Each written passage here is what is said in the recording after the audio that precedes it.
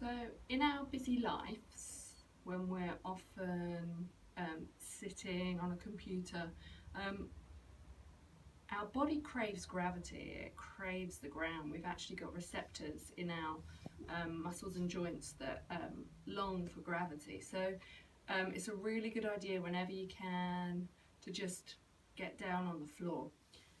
It's a nice antidote to the sort of sitting pose that we often find ourselves in, and it just feels really nice. It's great to ground yourself and just take a few moments for breathing. Now, if you could stay here for 15-20 minutes and do some work on the floor, that would be great. Even if you've got 5 minutes though, this is a great pose. It's brilliant postnatally when you just need to reconnect with yourself, and it's a great pose for everyone. So to start with, when I come to the floor, it's quite nice just to kind of slide your legs out and really be quite starfish and open up, and maybe move the fingers, move the toes, have a wiggle around of your face, letting your face do whatever it wants to do. Often we hold our face in a way that we think society needs us to look, so take this as an opportunity to really make some ugly faces. Let your muscles move in the way that they would like to, and then just really let everything go. Let the legs roll out, feet roll out, and start to feel the connection that your body has to the floor. Letting your head be really heavy on the ground, and start to notice which parts of the body are suspended and which can let go. So which parts of your back are still kind of lifting up in the air, and which parts of your body can find the ground. And I find that it's really nice here to allow the inhalation to travel down the spine towards the feet, and the exhalation to rise back up. It really opens this side body here and allows you to become a bit wider. And at the same time as following the breath, inhale down spine, exhale up. See if you can start to move down the vertebra with your awareness. Perhaps encouraging any areas of the spine that are elevated to press a little bit more into the floor, not forcefully, but just inviting more space into the vertebra. Staying here for as long as you feel.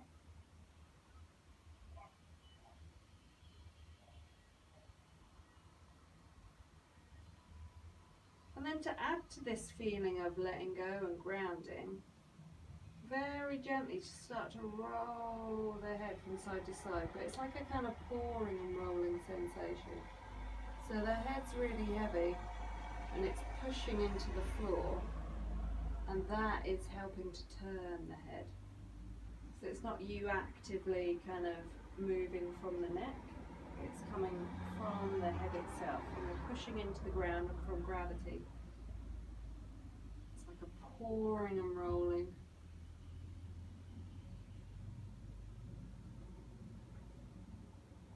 Gently waking up the spine through the movement of the head and neck.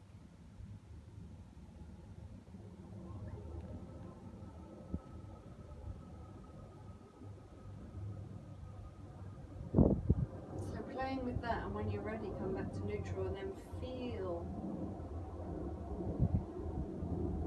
the juiciness of that in your body, the extra breath that flows in.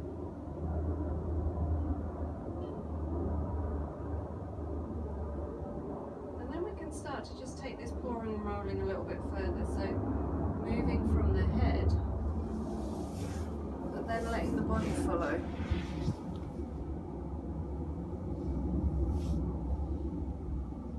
So the head is heavy,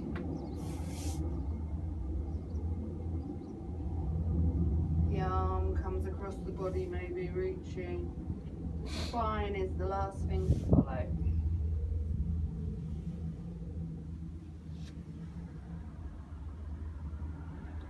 So everything can pour and roll.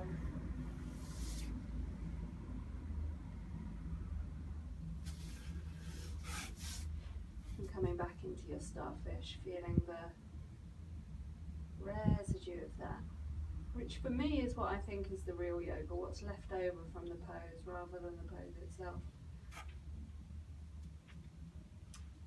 And enjoying that for a moment, and then bringing the feet in so that we're in something called constructive rest.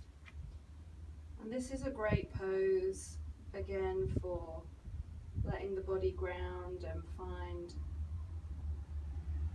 the earth, connecting to gravity.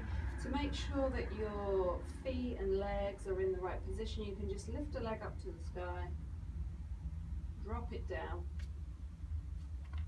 making sure that the knee is aligned over the ankle. And depending on your back, you might have your feet closer in, you might feel the need for them to be further out. Again, following the breath down the spine on inhale, up the spine on exhale. And again, here we're connecting to the back body, which areas of the body are suspended and which are grounded, and you might find that more areas of the body are now grounded after the work we've just done.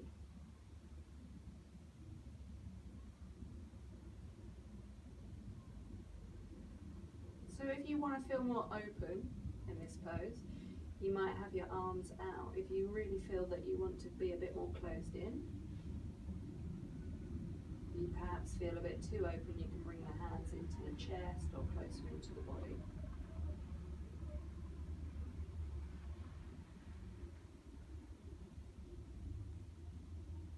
And this is a good place to just rest and breathe. Then what we're going to do here is just a little bit of psoas work. So the psoas muscle runs all the way from up here and it inserts down into the pelvis. It's the longest muscle in the body. It's known as the muscle of the soul. And a lot of time if we have back pain or issues with flexibility in our back, psoas problems are part of the problem. Often sciatica can be as a result of a tight psoas. So I'm going to show you a few ways to kind of connect to the psoas and check for yourself what kind of condition the psoas is in, really. So from this constructive rest position, we're going to take the right leg first, and I kind of like to think of connection to the psoas as you've got a kind of clown brace that runs from the shoulder down right into the groin. And as you move your foot and slide it away, I'm going to just move it really slow, like a slide and stop. I like to sort of wiggle into this so I can connect to this psoas muscle here. I'm sliding and stopping and just letting this leg slide away, but at the same time I'm noticing what's happening in the back of the body and the back of the pelvis,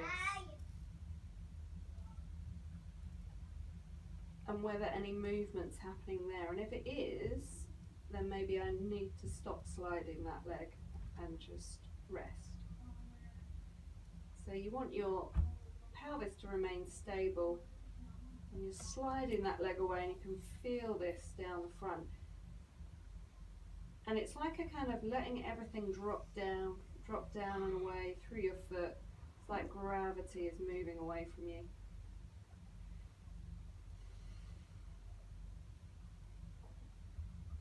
And then you can bring that leg back in. So we're trying to see how that feels for us here. How much flexibility we feel we have there, whether there's a resistance, whether we start to feel tightness. At the same time, we're also tuning into emotions that we feel as we slide and stop and let this leg move away.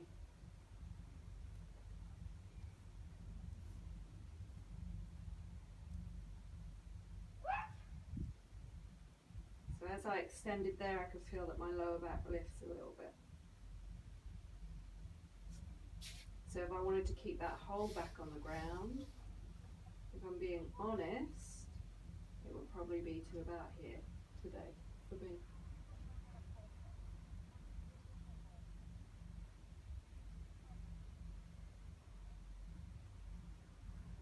So we're not about force here. Okay, so now I've done that with a bit more subtlety and gone a bit slower. I can move to about here. So you do that about 3 or 4 times on each side, and both sides can be quite different. So I'm going to try this now on my left side.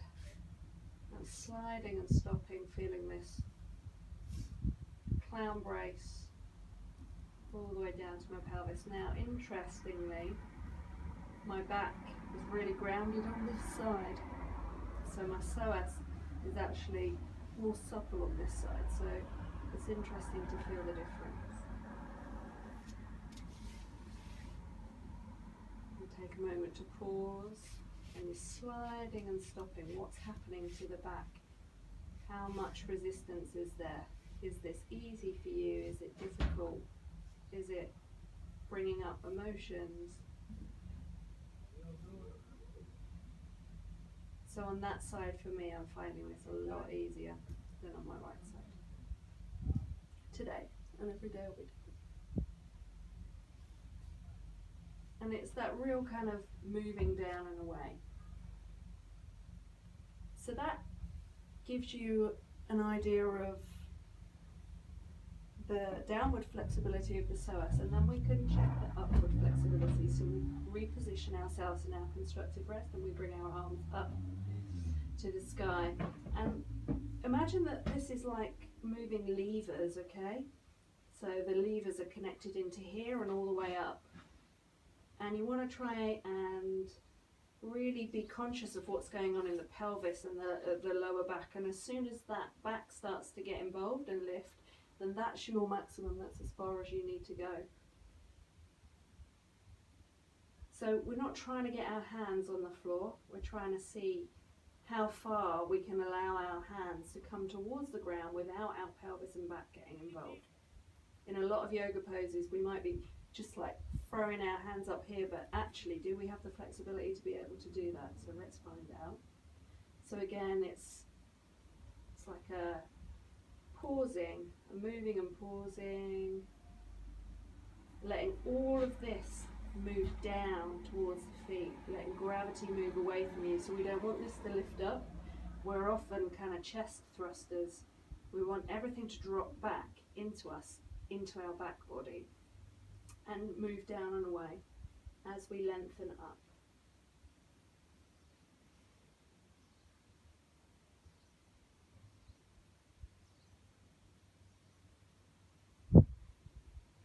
When does our back start to get involved? When does our pelvis move?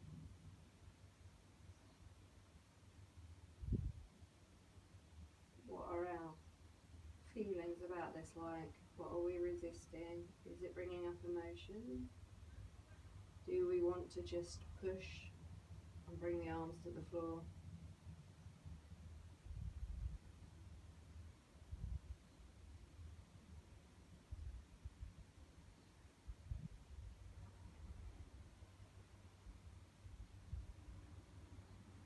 So for me,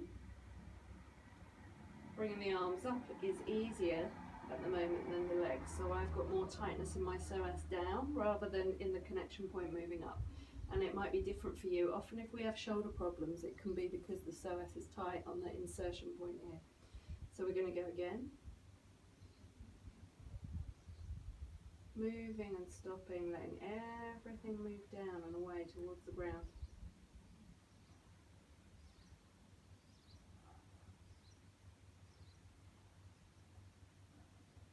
So the psoas is a primal muscle. We can't really stretch it. In fact, we can't really stretch most muscles, but that's another blog and another story. But what we're trying to do is encourage it to be able to let go of its holding. And when we really connect to the psoas, you feel like an inner juiciness. The psoas should be hydrated, be able to move. Apologies to vegetarians out there, but as Liz Cook, my teacher, says, the psoas should be like filet mignon, or like a juicy cucumber.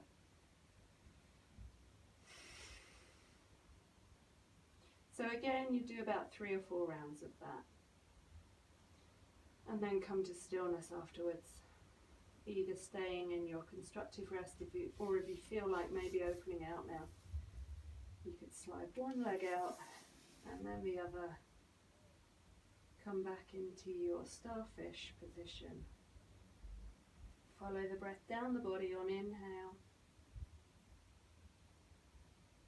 up the body on exhale, and just feel the aliveness, the juiciness in your organs. Grounded, balanced quality to your body and your breath.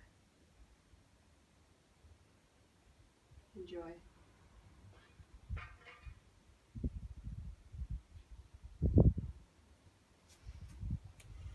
And remember, when you're coming up, always roll onto your side first, so as not to wake yourself up too